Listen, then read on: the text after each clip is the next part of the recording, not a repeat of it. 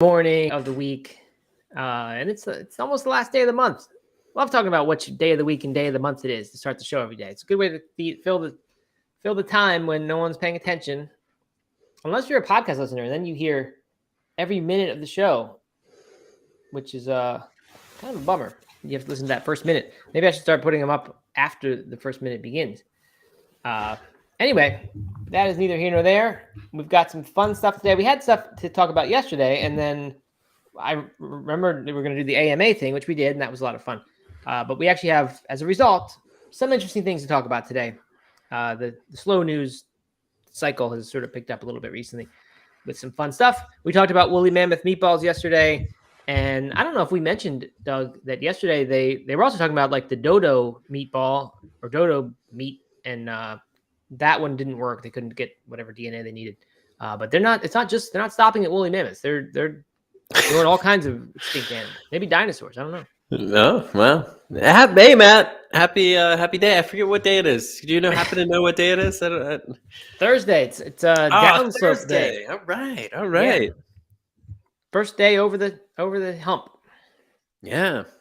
And headed into a vacation, so it's an extra special Thursday today. Oh yeah. You got are you going to be gone all next week? Like you're actually traveling all next week? We actually decided to mostly do kind of a staycation format, but Okay. I believe we're going to go to Asheville for some amount of it. Just don't know what. But we have I don't know. Soccer has kept us so busy that we have a list of like 50 things that we want to try to do. Like go to a basketball game. We haven't been to one of those. And the Hornets are out of the playoffs, so it's only $8 to go. So we're going to do that. And there's like 20 other things like that. Restaurants we haven't gone to, things we haven't done. So it'll be really nice just to like do some fun stuff. I went to some Hornet games in college, and they were so bad when I was there. I mean, they're probably still bad now, but were they at the Bojangles Arena? Like, did they used to play somewhere besides downtown? I don't know what it's called. It was in Uptown Charlotte. Downtown Charlotte. Okay. Yeah. And so that's probably where they are now. Man, they were so bad. But you could go and get like, $10 tickets, sit way up high, get a bunch of beers, and you have a good night. Yeah. It was fun. So I didn't even know the Hornets existed in this area you're talking about. Because they were the Hornets when I was in like middle school and I think high school, and then they were not anymore, but now they're back. Do you know about that history? I don't know very much about it at all. No. Well, I've never been to an NBA game, and NBA is probably the sport that I follow least of the major sports. Now hockey's probably even lower, but it's just not really on my radar. So I wouldn't know, but I'll try to Wikipedia it here as we go. Okay, yeah, I found it. They moved to New Orleans in 2002 as an expansion team. Then they were the Hornets until 2013 when they became the Pelicans. This is still in New Orleans. Till 2013? That's what it says. That doesn't quite line so you're up. talking yours is before. Oh, Bobcats. They were the Bobcats. That's right. They're not the the 2004, 2005 NBA season. Yeah, so this would have been 2007, 2006, 2007. I think they were the Bobcats. Okay, yeah, that was the Bobcats, and then they became the Hornets again in 2014-15. Yeah, that's just show how much I cared about the about the actual basketball. Right. All right, good. Man. Well, now we've talked about some NBA basketball during March Madness, no less. We've done that for the first time on this show. Oh man, did you have a bracket for March? Our family did a little thing, but it was not very serious. And I only person I beat was Ellery, and she didn't realize that the numbers next to the team names represent rankings. So she was just going purely off names, and I managed to beat her. That's great. Last year I won my pool and felt really good about it and really proud of myself. So I was a little cocky going into this year's tournament, and I got dead last. Oh yeah. Yep. Dead last out of about 15. Yeah, at least you tried. Yeah, there you go. Tried. Wasted money. It's all right. Yeah. Okay. Well, let's see. What anything else to talk about? Like any new news for you, Doug? Any I don't know, pull-up updates or food updates? Anything going on in your life since the AMA we did yesterday? Well, my car broke down, so I spent all last night trying to get it towed to a car dealership. So I ended up eating just some random fruit and and leftovers and stuff that I could have while I was dealing with AAA. But so no, but Katie went to Trader Joe's yesterday. Are you guys Trader Joe's people? We go there now and then, when possible. There's not one like really close to us, but when we are near one, we'll usually pick up some things. I know this is going to be a controversial take, but I am generally pretty negative on Trader Joe's, in part Okay. because I think that there are certain things that you can get there that are really cool. We've talked about some of them on the show, Hmm. and that are unique and vegan friendly, and that's great. But I just don't like a store that you have to then go to another store to finish your shopping. Like that that rubs me wrong. And I am never satisfied with their produce selection. Everything always goes bad so super quickly. Just feels like it's not all that fresh. I'm real negative on Trader Joe's, mostly because of their produce. But Katie went this week and did pick up some fun things. One of which was the vegan feta, which we haven't tried yet, but I'm excited to maybe mix that into some food tonight. What's it made out of? Do you know? I don't. I actually just noticed it 5 minutes ago when I opened the fridge and Okay. happened to see it. So I don't know. Let me look it up. All right. Good. Yeah. I mean, that is an interesting positioning of theirs, that it's not really your one-stop grocery store. And I don't know what that's about. Aldi and Lidl, I think, are more, they're in the Trader Joe's realm to me, and they are more like grocery stores. So I don't know, but you're right. I saw someone posted in the Discord the other day something about like the worst 7 things to get in Trader Joe's, and most of them were animal products and things like that. Mm-hmm. It just happened to be. It wasn't a vegan article, but one of them was their ready-made sandwiches and wraps that they said are just mediocre. And I had actually just gotten one when I went to Asheville last week for a dermatology appointment. I went over to Trader Joe's because I wanted to get some wines there. The wine selection there and the prices are great. They relabel winemakers seconds and things, I believe. So they just, you get good wines for cheap. But anyway, I was hungry, didn't want to eat like fake meat. So I picked up a veggie wrap with hummus, and it really was not good at all. Like, it was just disappointing. It was like, I don't know what it was. The type of hummus they used, like, was very potently flavored. I don't know. It just wasn't a good sandwich at all. It needed some like lemon juice or something else, a wrap, I should say. So it was just, it was disappointing. I agree with that one. But yeah, I don't know. I mean, it's a good store, but you're right about that. That is a problem. I mean, I can, like, I could get into the idea of maybe going once a month, stocking up on a couple of these kind of unusual things you don't get elsewhere, or that are cheaper, wine or whatever that you, some, and Marie says nuts and frozen veggies are much cheaper at Trader Joe's. I believe that.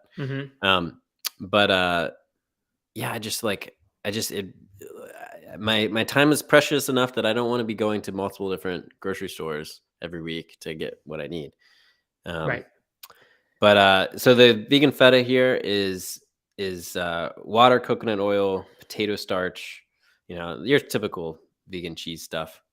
So nothing particularly healthy. Although Tina and Ken on Instagram say the feta is so good. So there you go. I'm excited. Okay. Yeah. Last thing I'll say about Trader Joe's is they whenever I go there, they have an array of vegan frozen things, and I'm always like, oh, I want to try that, I want to try that, I want to try that. And then I get them, and like they really just taste really junky, and then you realize they are pretty junky. And it's just a way of getting yourself to eat a bunch of junky vegan food. That kind of seems like it's whole good food, and it's really not. Yeah. For the most part. So yeah, I don't know, it's okay. But that's Trader Joe's. Okay, so you did that. We did our kind of stir fry when we have nothing to make. We just make stir fry. And I actually made risotto the night before. That was a nice little fun treat.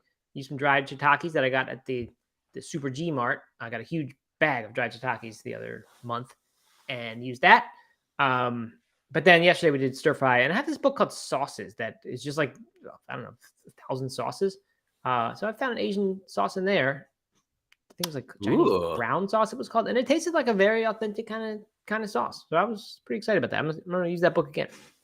That's my kind of book.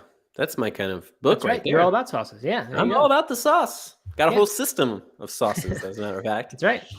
Well, I'll send you a recipe if I come across a good one. Yeah. That would go with your style of cuisine. I'll let you know. Please do. Please do. All right, good.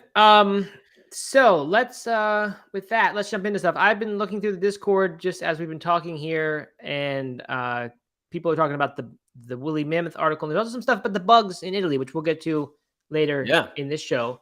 It's interesting kind of stuff going on there that I think you go different ways on how you interpret it, whether you're in favor or not. So we'll talk about that in a bit. Other than that, should we just jump into the weather report? Are we ready for that already, Doug? Seems a little early, but why not? I think so. Move the show along, right? So I'll kick us off with the weather report. I'm not really one to talk about dreams. I know you're not either. But I had a dream last night about the show, and you had an extra long weather report, so much so that I decided to just get up and go do some like woodworking while you were doing the weather report, and then you called me back in, and I came back over, and so so keep it tight. I don't want to have to get up and go do something here. Right. Okay. I will make sure absolutely that I do that. Okay. It actually could get long today, so that's maybe a bit of foretelling. Yeah. So okay. Here we go though. Here's one that I put in there yesterday. I forgot to prepare for today, so we'll just summarize that quickly. This is from Belfast, Northern Ireland.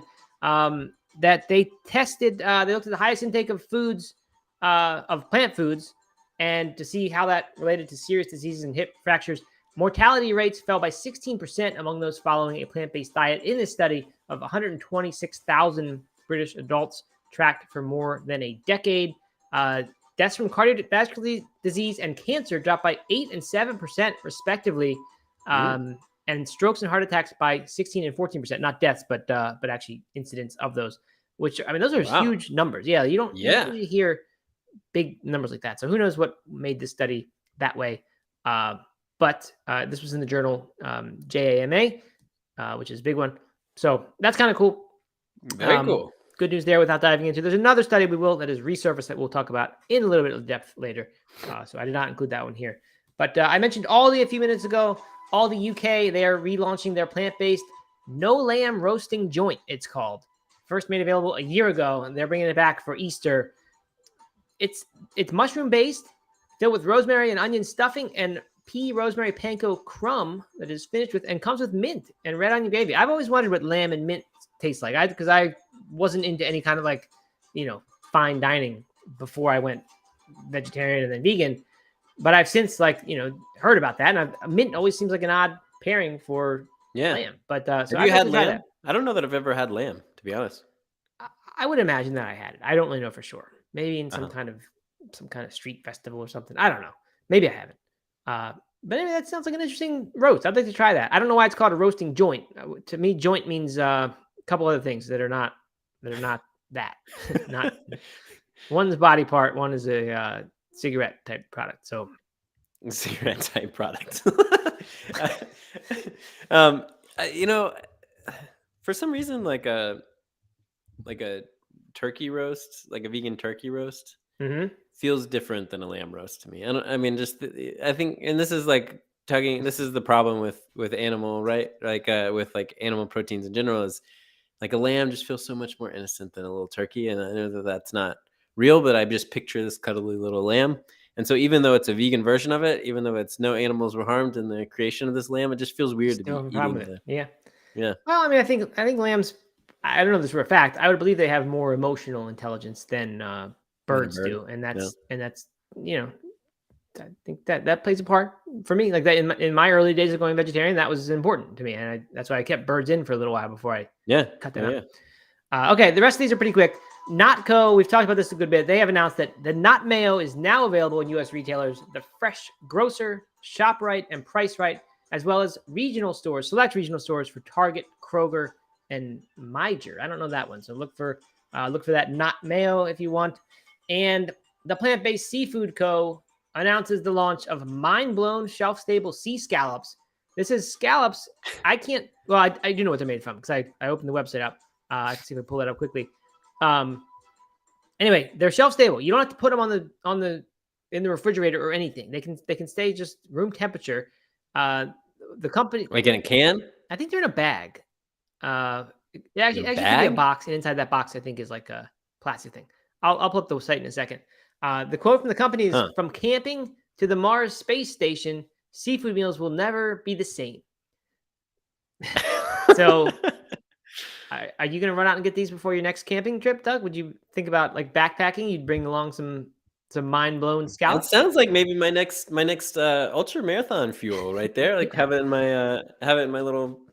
my jacket or my vest. Yeah. Pop some scallops. Right? Why not? Why not? The picture of them. I would try Yeah, these. I mean they look good to me, and I would certainly try them. I've had plant-based scallops, but they were made from king oyster mushroom. I think it was king oyster mushroom, like the root part of it. So just cut it, and they have a scallop. They just or a scallop shaped thing that they then sear. This is made with that konjac root or cognac. I'm not sure how you say it, which seems to be like the go-to starch, I think, in these plant seafoods. This company also makes a shrimp and some other kind of plant seafood. So it's kind of interesting to me. Here's it's the number one ingredient. This is glucomannan. I've never heard of that. GLUCOMANNAN. Glucomannan. I don't know what that is. No idea. Then sweet potato root starch, rice starch, lime powder, vegan seasoning, then the cognac starch, then some other thing, plant astaxanthin, and then they give you a flavor powder that goes with it. So I don't know. I mean, it's just a bunch of starches. This almost fits in the cheese category to me. The plant cheeses where it's just made up junk. But I don't know. It's from vegetable roots at least.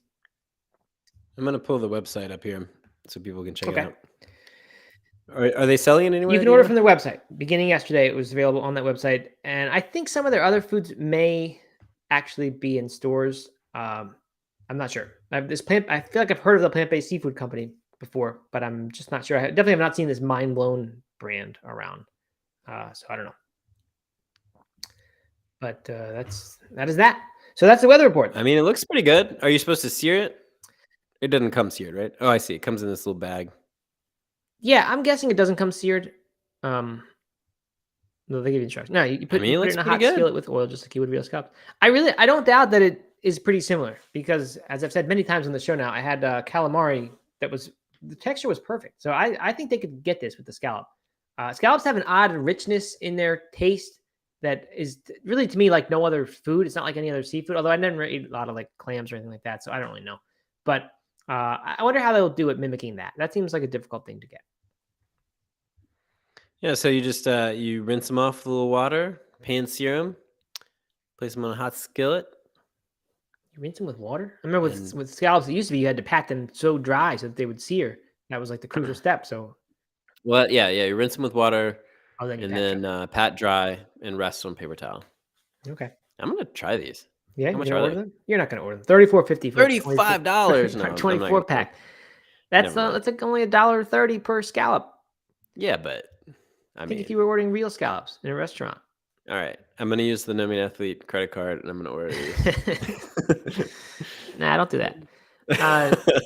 You're supposed to eat them all within 3 days too, so you have to eat these up. I know. Gotta have a little scallop party. Yeah. All right. So that is the weather report. Let's get to the real stuff, the interesting stuff. We talked about this. It must have been a few weeks ago, maybe even a month. The headline now is that plant-based diets not always healthy.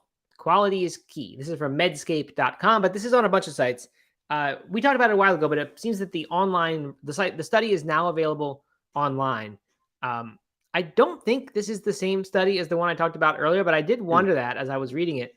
The one I put in the weather report, because this is a very similar number. It's 120,000 middle-aged adults followed for over 10 years in the UK Biobank. And we talked about this before. You may remember they indexed all these foods according to healthy plant-based or unhealthy plant-based. And then they also classified a bunch of foods, obviously, as animal products. And they classified the people in the study as eating a healthy plant-based diet, an unhealthy plant-based diet, or animal-based diet. And there were these great results for the healthy plant-based people, but it was never clear to us before, and it's still not honestly that clear to me now. What exactly they're comparing to. What they say is the people who ate the healthy plant-based diet, healthful plant-based diet with higher amounts of food such as fruits, vegetables, legumes, whole grains, and nuts, and lower intakes of animal products, sugary drinks, and refined grains had a 16% lower risk of dying during follow-up compared to those with the lowest intakes of the healthful plant-based foods. So it doesn't tell us clearly there how the animal product intake compared. But then it says, by contrast, an unhealthy plant-based diet was associated with a 23% higher total mortality risk. So we have a 16% lower risk and a 23% higher mortality risk. I believe those two percentages may be In inverses. comparison. No, that. No, okay. But that's a separate issue. But we figured this out once for a study before that you can take, starting with a certain number, you can call something a 16% decrease from that, or you can start from that lower number and call it a 23% increase, and you get the same yeah. Right. Uh-huh. It may be that case going on. These media things twist things in such weird ways. So I'm not positive about that one. But the other question is the one you just asked. Like, is the unhealthy plant-based diet compared to the people eating animal products, or is it just compared to the people who are eating the healthy plant-based diet? I did dig into the study. I actually downloaded the PDF and read through that for a good bit this morning. And like, it's still just not that obvious. I really couldn't figure out all that much, but I do think they are making an actual comparison. I was thinking for a while that this media was taking this thing and saying plant-based diet's not always healthy, and that was a total misrepresentation of what was going on, that it was the healthy plant-based diet versus this unhealthy plant-based diet, which included a ton of animal products and wasn't even plant-based. I don't think it's that. And they did say they drew some conclusions at the end, basically saying that a plant-based diet, was shown to be very beneficial in reducing this total mortality risk. They did say that a healthful plant-based diet or any plant-based diet? The healthful plant-based diet. Sorry, the healthful one. They did say there was not any what's it called, association with the fracture risk. They weren't concerned here that the plant-based diet had this increased fracture risk, which has been, people have talked about that before. But they said somehow that their in general, their findings did suggest that eating a few animal products may help prevent some of the downsides that can come from eating 100% plant-based diets. And so, like I said, it's just not that clear. Maybe if you took the time to really read the study, it would be. But my ultimate conclusion is that when they talk about these numbers, these percentage, 23% increase or 16% decrease, they are talking about plant-based healthy versus plant-based unhealthy. And then separate from that, they were also keeping track of some animal products, and that's what they looked at to decide that you could slightly improve on a plant-based diet by including very small amounts of animal products in a flexitarian fashion. So I think it's kind of interesting. I'm always, I tend to think that's probably accurate. That would kind of be in line with these Mediterranean diets being suggested as kind of the optimal one. So that's, take it for what you will, but if you want, it's in JAMA, which I believe Journal of the American Medical Association. And the website I said was medscape.com. You can find the details of this study. So we've talked about this a few times before, and I think you've kind of led this idea that your fear is that 10 years from now, because we're creating so much vegan junk food and plant-based meats and processed stuff, that this narrative that the plant-based diet is healthy will just eventually go away because people will still be getting very sick eating a plant-based diet, just an unhealthy one. Mm-hmm. I think that this is important to study for people to know. I mean, of course, the same could be said for an omnivore diet, right? If you're eating a lot of whole foods, but you have animal products in there, you're going to be a lot healthier than if you're eating a lot of processed foods with animal products. Plant-based used to feel more like whole food. I guess there is whole food plant-based, but now plant-based is kind of hijacked in a way that no one really knows what it is, and certainly doesn't mean healthy necessarily. So I don't know. I think it's kind of going to be an interesting time, like transitional time for the diet here, where so many people are talking about the health benefits and citing the health benefits over animal rights, but then we got to be careful in defining what it is that is healthy versus not healthy. Yeah, I agree with you. And I think that studies like this, maybe some people interpret this study as reflecting poorly on a plant-based diet. And the way that one headline spun it does sort of sound that way, right? I'm trying to find what it was again. I lost the tab. It was plant-based diets not always healthy. That's the headline, right? And the headline that I feared forever is plant-based diets not actually healthy. That's the one that I'm worried that they're going to come up with in a few years, and we're going to say that we were misled. But no, I think this is good, right? As much as they're spinning it a little bit there to be negative, to me, this is exactly what we need. Like, we need this kind of clarity. People to say like, hey, plant-based doesn't all mean the same thing. There's different things within it. And if you eat an actual healthy plant-based diet where you're eating all fruits and vegetables and not much processed foods, that gives really good results. And then there's this other way of eating plant-based that is not any better than, eating a bunch of standard American diet food. So yeah, I think this is what we need. I'm glad that this kind of, the truth is being illuminated here. They're looking at things carefully. So I think it's a good thing. Yeah, definitely. Good. All right. On to the interesting one to me, the more interesting one today, controversial perhaps. Ooh. Italy has done two things. It sounds like it's all the same meeting or same initiative. First of all, and I'm not totally clear on how much of this is like official been done and how much of it is sort of on the table. But this one, the first one from Reuters.com says Italy's government on Tuesday approved a bill banning the use of laboratory-produced food and animal feed as it aims to safeguard the country's agri-food heritage. So what they mean there is cultivated meat. That's the big one that we talk about all the time. Meat that is grown from animal cells, and then some sort of growth medium and whatever nutrients they are giving those animal cells, which I think we assume are going to be plant-based nutrients they give to those cells. So it's basically vegan, real meat that is I shouldn't say vegan, but is nearly plant-based. Well, that's not even right. It's not plants. It's what is it? It's nearly cruelty-free. Roll it back. You're nearly cruelty-free. There you go. That's right. Nearly cruelty-free.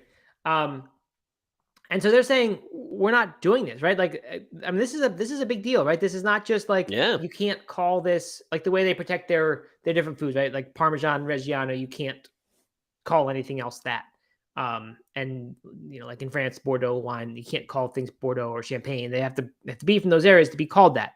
I think they're basically saying if you want to, this isn't just saying if you want to call this Italian meat, it can't be lab grown.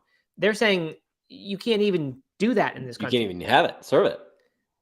Right. And I actually wondered about that exact thing. Like, you're not allowed to produce it, for sure, in Italy. Can you import it and serve it in restaurants? I don't know. A breach of the rules is 65,000 euros. 60,000 euros. How many dollars is that? Probably like $65,000. Oh, okay. So pretty much 1-to-1. Almost. Yep. Just wait a few days. Wait till hyperinflation kicks in, Doug, and then how many bitcoins that can be worth? Oh, the Bitcoin. Yeah, so I find this really interesting. It's also interesting coming off of the conversation we had yesterday around banning animal products, right? Governments banning animal products. So this is kind of a category of food that the government is straight up outlawing, or at least the production of.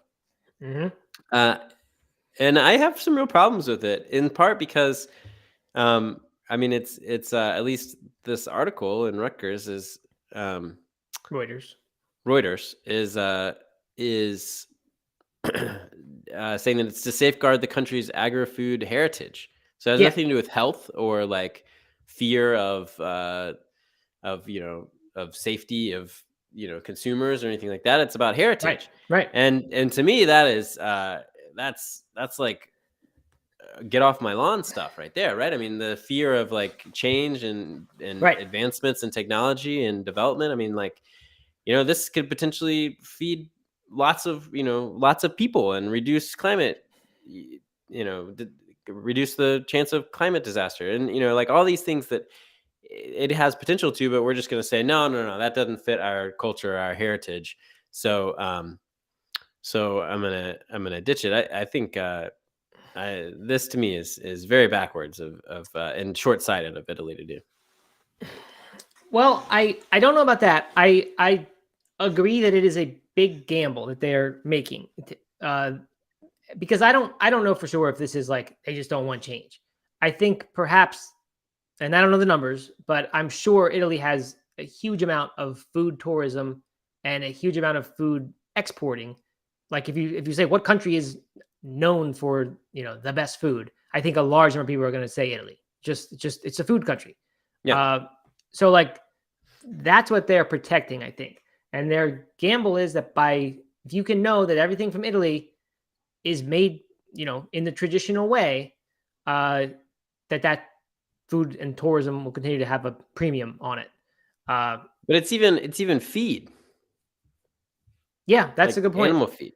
Right. But I think that's, I maybe this sounds silly, but I do think in that like kind of food culture, like, and they talk about the quality of the ingredients, I think that's part of it. Right. And then the Tuscan beef or whatever that they get, and it's so special apparently.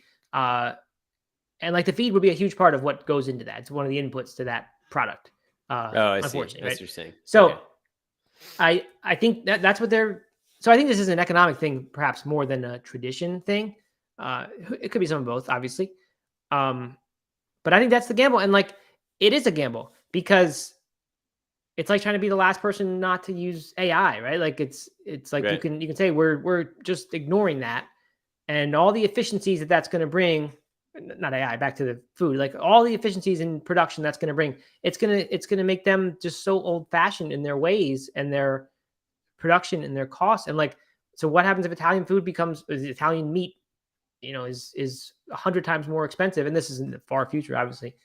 I don't know. It's a gamble to me, big one. I don't. It seems short sighted to me. I'll stand by that. Because you could still have like labeled, animal meat versus lab grown or whatever. I mean, like Right. people, have quality of. There's different qualities. I don't really know what they are, but there's different qualities of meat that you can buy now, and it's kind of graded in a certain way, and you could do the same thing here. Right. But I guess it kind of goes to this next one, which is I don't know if we want to transition yet, but they're kind of tied together around the. They are tied, yeah, and the bugs, we'll get to that. That will be labeled clearly. The last thing I'll say here, like the obvious criticism to me of this, like you said, is we have a method that's coming. Who knows how long it'll be and how the cost will come down. But like it's going to make animals not suffer, and it's going to be way better for the environment, and it'll take way less resources to do eventually. So like they are making their gamble, for their own money, whether that works out or doesn't work out, who knows? But it's sort of a selfish choice, right? Like you're not participating in this thing that is better for a lot of in other ways. So that's what I think the big criticism that's happening is about. But I don't know. Like I said, like you said, they could label their stuff like lab grown or not. But if Italian beef or Italian, whatever else, I don't know whether meats are really known there. If Italian means real, not lab grown, that's a pretty strong brand to have. So that's what I think they're banking on. They did say one interesting quote here before we move on to the next one. It was near the top. They said that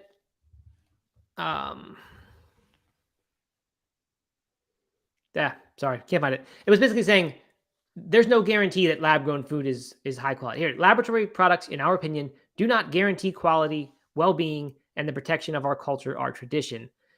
But like, I'm sure there is some meat made in Italy or produced or whatever, raised in Italy, that also isn't quality, right? Certainly they have cheap, low quality of course. stuff. So they're saying laboratory products doesn't guarantee that. Well, neither does conventional agriculture.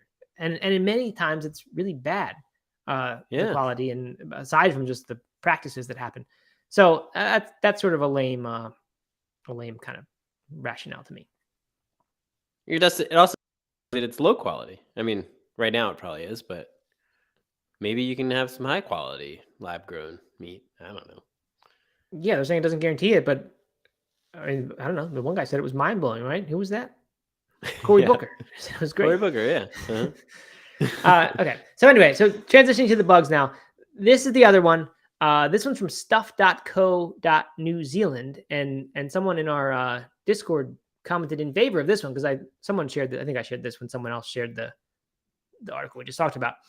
This one says no more antsy pasta. A nice little pun there. I don't think you should put puns in headlines typically, but no more antsy pasta. Oh, I don't think that's not an anti-pasta joke. It's just a. Well, maybe it is. Yeah. Okay. Yeah, antipasta. It's antipasta. Okay, I was thinking more like antsy with like. I don't actually know what I was thinking. obviously the ant, but then like the word antsy means other stuff, right? It means like nervous. Who knows? Rome bans flour made of insects. So this is a little different if you're vegan because you might It's automatically bugs. What? It's bugs. Right. It's not vegan. Right. So we just had them banning a product that, wasn't vegan and cultivated meat, but was at least very, very low to no cruelty. Now they're banning a product that is living creatures, or not just living creatures, but animals. And so, naturally, I think people are going to say, okay, well, this is a good move. The other move's a bad move. I don't know. I'll be curious, Doug, to hear what you say if you come out on that same side, since you thought that was a bad move.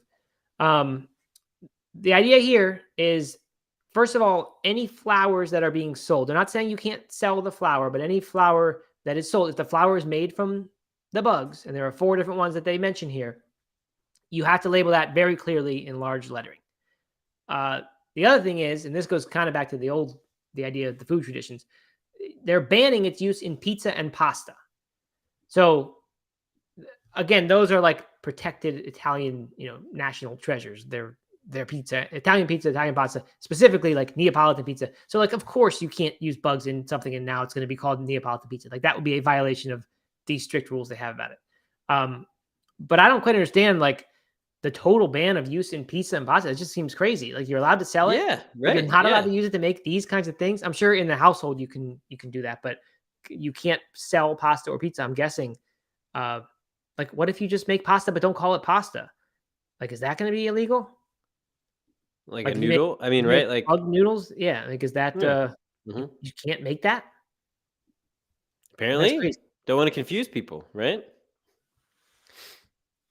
I mean, I think you just can't call it pasta. And I understand that, right? There is some logic to that argument. You can't call that pasta if pasta is defined as grain, flour, and water, and maybe eggs. So I kind of get that you could not sell that and call it pasta because that would lead to consumer confusion. But you must be allowed to make it and just call it something else. And they'll come up with some other name that means this, but people don't know what it is. We should work on what that name will be, Doug. What's going to be the name for the bug pasta? Like bugatini instead of bucatini. Oh, there you go. Bugatini. That's good. Cricketoni. There you go. Okay. Yeah, good. We can go on with those. We're not going to though. Kate just says noodles, bug noodles. Bug noodles. Yeah, but I think noodles in Italy is pasta. I think pasta means that. So I don't know. So what do we think here, Doug? What's the take? Well, I mean, I think it's a bad move. I mean, I'm not. Well, here's the thing. 2 things, I guess. I thought you like a strong-handed government, Doug, that comes in and says this is how things are going to be. I know, I do. I know. I'm getting in my old age. I'm turning more conservative. I don't like it. No. I would rather somebody get their protein from a cricket than a cow. Mm-hmm. Going back to the emotional intelligence thing. Going back to the emotional intelligence thing. Yeah. And so if someone is, but at the same time, I'd rather them get it from a chickpea noodle than a cricket noodle for sure. 100%. Right. And there's also the huge environmental part of this, right? That I think bugs are considered way more sustainable than way more sustainable. Sure. Yeah. So that's a separate issue. Well, I mean, it's part of the same thing. Well, no, it is part of the same thing. So, I mean, it just seems like, I don't buy this idea that we can't introduce new things or change things, like expand our understanding of something without ruining the old version, right? Mm-hmm. Same thing with meat, same thing with this pasta noodles and pizza flour, right? Like I don't buy that you can't like suddenly have a a cricket pizza, and that's its own thing, and that you have other pizza that's traditional, and that's its own thing. Yeah, I'm with you there, right? I like no one is saying. I know people are calling for this for sure. Maybe people are relatively extreme, saying this needs to replace all animal products, all food needs to be replaced with crickets, right? That's not what's going on yet, anyway. It's just introducing a different way of making stuff, and I don't think eating bugs is the craziest thing in the world, right? Like the bugs that were part of this, if I can find them in the article, they were the larva of the darkling beetle larva, locusts, crickets, and mealworm larva. I mean, that's pretty gross. It is gross, but I think like it's not an unnatural thing to eat those things. Nowadays it is. But surely people ate these larvae when they found them in the past, right? Yeah. I mean, Yeah. Oh, definitely. Right. I mean, so it's not like this is like some totally idea that just like their human body will just reject. Yeah. With like so inhuman to do this. People have been eating bugs for a long time. Yeah. Right. So I'm kind of with you on like why can't we just have that also? And like you can do whatever you want. So Mr. Jeffrey correctly points out, great analogy. It's like banning disc golf because it's not playing with a ball. It's not ball golf, you know? Yeah, like but if your country was like the golf, but what if your country was the golf place and it had the golf tourism and like you didn't want to accidentally think you were paying for golf and you're not your tee time, you got a bunch of hippie Dougs there at the tee with their bag of discs and a little stool thing they sit on. You know, I mean, you went to the wrong course. That's on you. I don't know. I think I might protect the real golf if I had a golf country. But anyway, I had another point to make here, and it was this is a little weird to me. Like I don't know a lot about the political implications of eating bugs. I do think there's a liberal. My dad shared this article with me, and I believe from conversations with him that like there's this sort of push, maybe from very extreme liberals, maybe they're a whole different group altogether, to say bugs are the future, no more meat, eat this instead. But I thought that meant like I said, no more meat, eat bugs instead. So this is just bugs replacing flour, which is not meat. And like this wouldn't, someone who's out there to save the animals wouldn't say make bugs into flour. Oh, I don't think I don't think this is a liberal in conservative thing at all. I mean, it's probably an environmentalist thing, right? I think that there is like part of the environmentalist movement is pushing for the expansion of bugs, and that's the future of protein. But in the same way that certain people are pushing for plant proteins and stuff like that. So right, and I guess if you were to, if that was your stance, right, people should start getting their protein from bugs, not from animals, for whatever reason, ethical, environmental, whatever. Then if you are able to replace some of your foods with, but if you can replace low protein flour with high protein bugs, then you maybe need to eat less meat still in your other parts of your diet, right? Because now you can get what was your grain. Now that's going to be high protein with bugs. So now you can just stop eating animals still, even though this is not directly replacing meat. So I guess that kind of makes sense. So, all right. So Doug, you are not in favor of both of these things. You think these are both very bad moves on the part of. I think they're both short-sighted, and trying to preserve culture is what gets people and countries into a lot of trouble. Mm-hmm. All right. Now, what if someone, I know you're a little bit of an anti-AI person, I think, as a lot of people are, maybe a little fearful for your job, I would imagine, as a writer. What if a country or a state or a municipality were to say, we're a no AI zone here. We just have craftsmen doing their work of people. Writers are writers, artists do art. We don't have machines do art. Would you say the same thing here? This is short-sighted and they're old-fashioned? Or would you say that's a good move? I'm going to go live there. I mean, how terrible would a world be if there was no human element to anything that was being created, right? I mean, like art from a computer is always going to be art from a computer and not art from a human. Okay, mind. but now you're being Italy and saying be from a machine. Yeah, no, but that's fine. Like AI art is fine, like, right? I mean, you can kind of do some cool things with it, and it So we can shouldn't help. ban AI art. Yeah, no, we shouldn't ban it. Of course not. No. Okay. So you're saying there's room for both. There might be some safeguards that you throw up, right? I mean, like Mhm. around Like large you, lettering on the AI art that says this is AI art, not the yeah, real thing. maybe. Some safeguards that you throw up, I think that's good. But outright banning AI, no, I don't. Okay. Good. I'm not All right. into that. You're No. consistent then. I was trying to catch you in an inconsistency there based on what you just your personal preference, but I couldn't. No, I do. Hey, I do want to kind of correct something I said there about preserving culture getting people in trouble. I think making laws to preserve culture is what gets people Mm. in trouble. You preserving your own culture and wanting to like spread that culture, I think, is not a problem. If that Yeah. makes sense. Yeah, definitely. The one thing I like about the Italy thing, like and this is my bias. I love making Italian food.